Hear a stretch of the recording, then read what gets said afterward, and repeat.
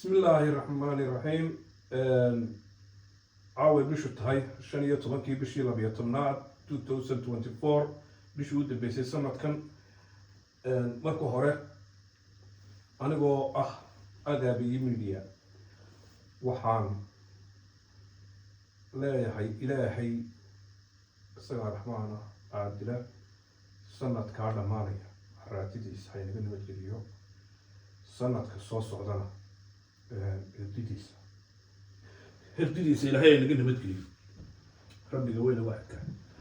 كان هلكم حرمتا عن مغادر شافيل كلنا هيا كابي ميديا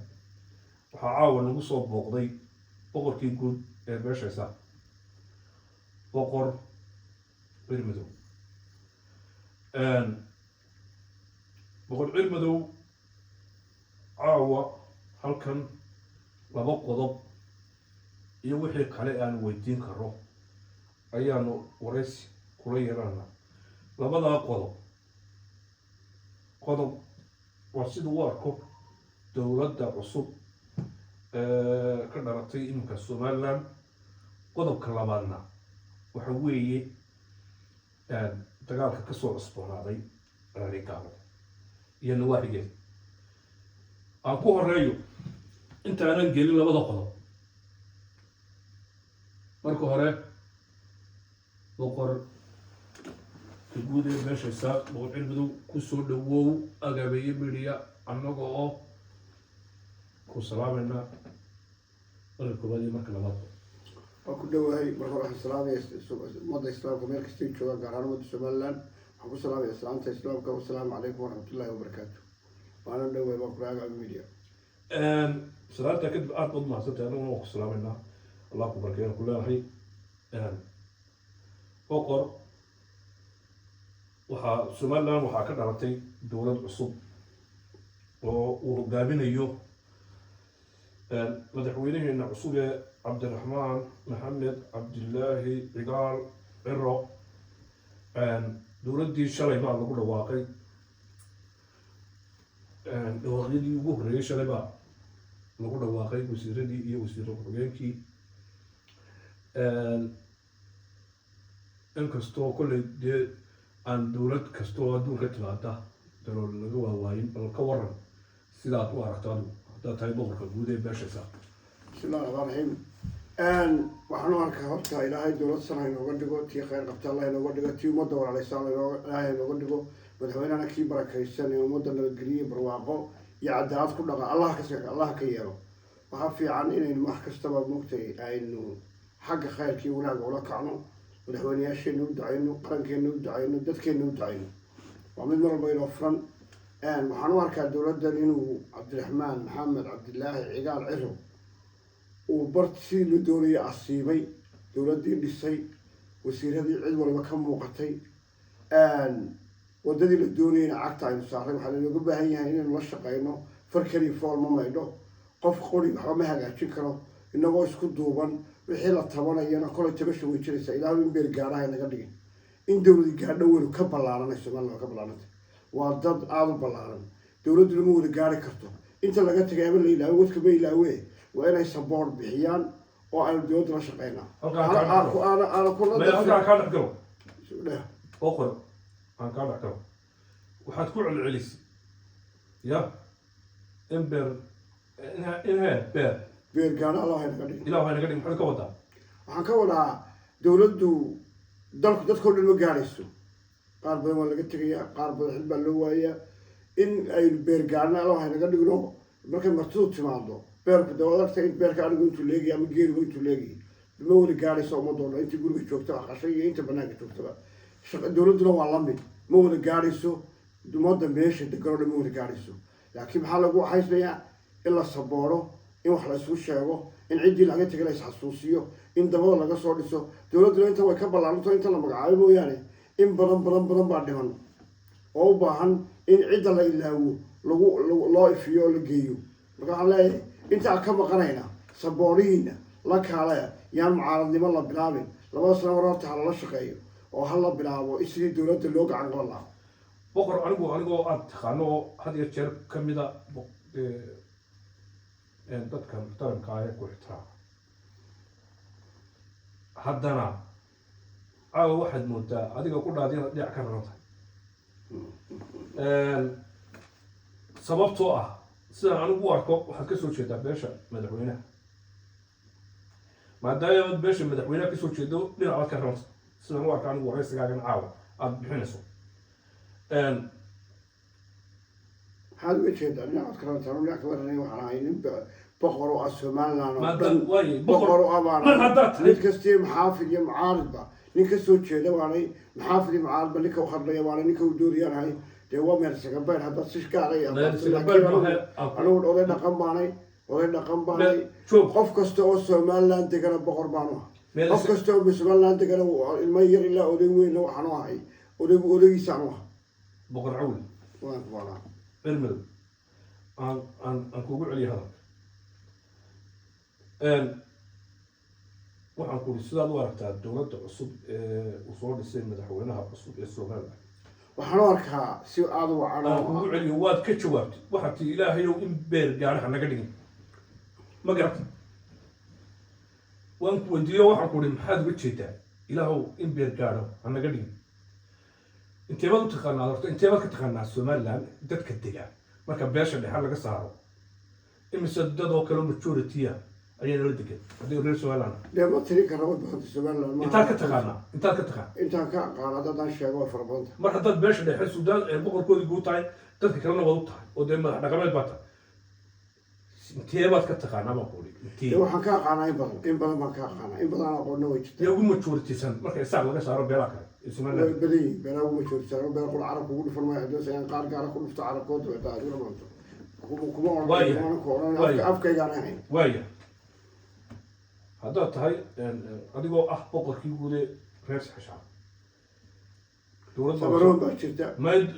hadalkaa dhameeyo geli baa jira anuu cid gaara kugu dhufan maayo aan doonaysa in aad taago oo dabeeto hadhow sogiga soo mid kastaba boqorkooda cid kastoo seer somaliland boqorkooda waxaan ku uri beesha dhexe marka laga saaro reeraha majority-ga inta ka somaliland way badan yihin majority ba hadda ku uri majority way badan yihin warsageli baa jira dhulbahantaa jira guudabiirsi baa jira way badan yihin ciisaa jira way badan yihin si gaara kugu tilmaami maayaan oo cid gaara moori qolaasa majority ah laakiin somaliland waxa degoo dhan majority bay ila muuqdaan mid yar iyo mid badan ba mid yar iyo mid badan ba waxay majority aniga ila muuqdaan adiga say kula muuqdaan mooyi laakiin aniga mid yar iyo mid badan iyo mid dhaxaba waxaan u arkaa inay majority iyo mid walbana aan boqor oo ahay waaye adigu haddaan lagu soo noqdo beesha isaaqaad suudaan u tahay boqorka guud imise reer baad u taqaanaa waa 8 reer 8 reere reer saxashaaqa boqorka wahay 7 ka mida baa la magacaaba shalay nin baa maqan waa sambuur ninkaa maqanna waa sambuur waa reer saxashaaq waa ariga waa reerkii ugu odhan maayo dee aanu dadka kala duuri maayo laakiin waa taajiriintii reer somaliland ugu miisaanka cuslaa ha anugu fara ka hadli maayo malaa dadka maanta joogaa farahay ka hadlaan iyo oo dee meel kale markiiba u boodaan laakiin dadku ugu ixtiraamka badan ee ugu dhibaatada yar ee haddii alluu ku roon yahay ugu dhaqaalaha badan ee ummadda reer somalilandba kala bar shaqaalaysay waa ibraahim saxshaa maxay baahan yihin waad sheegtay waad sheegtay inay kala bar shaqaalaysiiyaan wadku ma ilaawe cabdiraxmaan abdu ilaawe dowladdu way fara badan waa reerka ugu ladan dalka somaliland waxaa lagu madaa dhinac ka rarta kama rarni adaa ka rarano waxay bardaasagay barbashaaye aday meel ku shidmaysaa anigu mid kastoo reer somaliland waxaanu ahay boqor waana ka xumahay waxaana leeyahay cabdiraxmaan maxamed cabdilaahi cigaal ciro waxaan leeyahay halkaa dib u eegis ku samee boqorow hal mid baan caawa kaa raba waxaan ku uri cid gaara uma tiid boqor 8 reer baa u tahay oo reer saxshaaq sida anigu arkana waad u qarantaa waad mahadsanta waaye miisaankeediina waad leeda waad mahadsanta waxaan ku uri 8 reer saxshaaq reer baa maqan 7 kale waa la magacaabay joog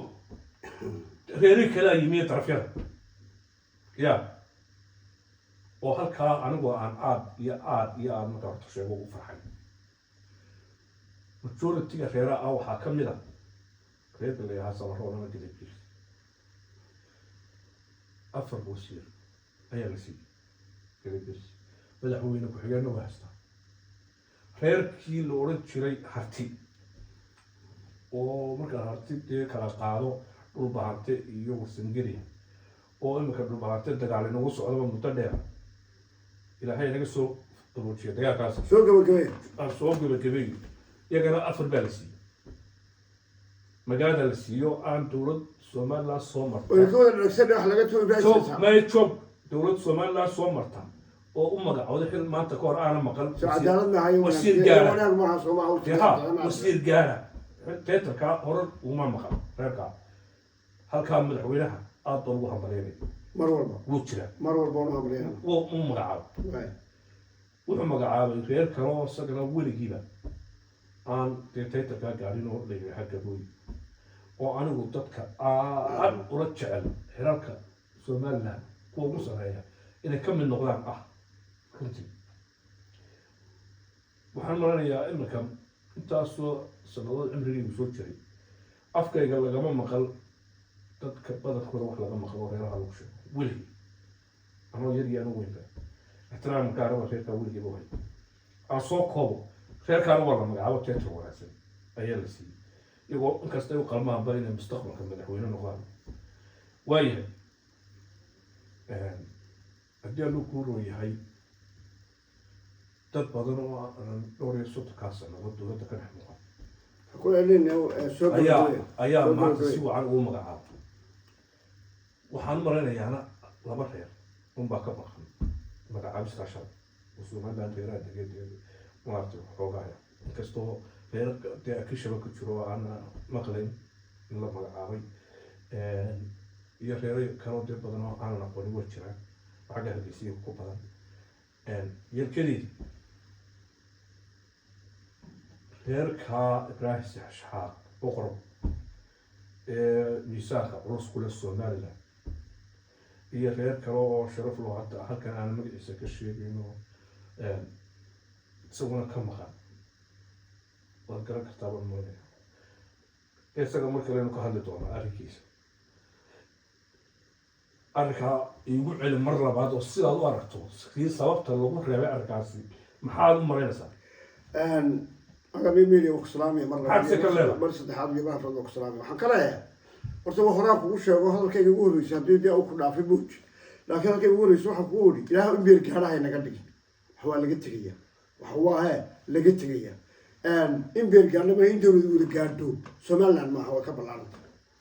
inta la dhaafo markaasi carab ku dhici waaya inay u samirto oo dowladda radda iyo madaxweynaha lagala tashado loo sheego way habboontay cabdiraxmaan maxamed cabdilaahi cigaar cira waxaan ku leeyahay halkaa dib weegis ku sameeya waa reer naga mudan waa reerka dhaqaala inoo haya waa reerka talada inoo haya waa reerka maamulka inoo haya waa reer aada u ballaaran waa reer quality wacan le reerkaa inaga hagaaji baanu baaqaan u diraya uu leeyahay waana ka xumahay in laga reebo laakiin ilooga beer gaadhahay naga dhigino inaad ku dudaan oo ku haysantaan oo reerkaas ku dudo dee way reer ka ballaaran weeyaan waa reerka dhaqaalaha qaranka iyo dalka waxa iyo gacanta ku haya weeyaan reer dilanna ma aha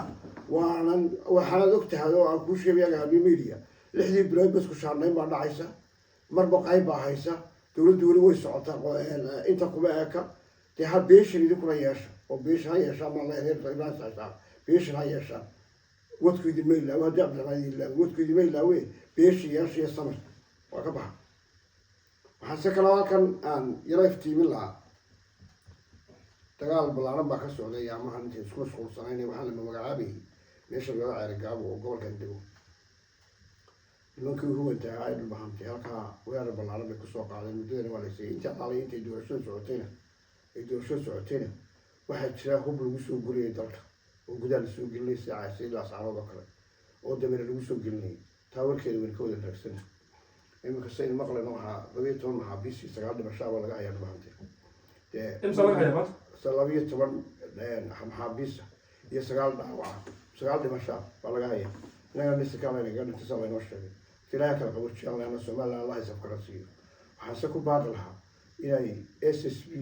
iyo SSG 36 iyo ciidamada qaranka waana hambalyeynaya nabadgelyada caliyo kuwa booliska waxaan leeyahay waxa la iska celiyo dalka difaaca dalka dhalinyarada leh dalka qaranka leh kii ciidanka militariga ah iyo kii shacabka qoriga istaaban jiida oo iska xaadir وايه وما تصدها انت عبد أنا الرحمن كوكو عليا لما كلمة أنا حكاوي تيو كوكو عليا ما حكاوي تيو بقول واحد بل توش حتى كويرا تيمسا أما عادي وحنا نقول لكن نرجع شاهد ساعة هذا مرة سقطية ربحت كنت قالوا يا مال اللي هو تبصر ما لا كملها وحد بقى ولا لا يسكت دقام بيننا يا حدث كنا سجست جيبا إنجليز كنت عيدوك يا في القرن الاستوى عشوية عالم كوا حد بين ولا لا هاي ما كان ودقنا ولا لا ما اللي راحوا بالبعضي يو وسنجيل وأنا أقول لك كسوت شيء تو ده بهيدي بهوية شيء كل ورد بكسوت شيء أنا استغنى وأنا سينا ما نيروك على ساري كريم حدنا دي ممكن مدة بس هنا عيب وينين كركاتي قد يدن أي دون يعني أتقالما يا المعلوم بيتاسو ويقول ما سمح الله رسالة قلت بقول السوا حايسة وشاهلين كو وشاهل بيننا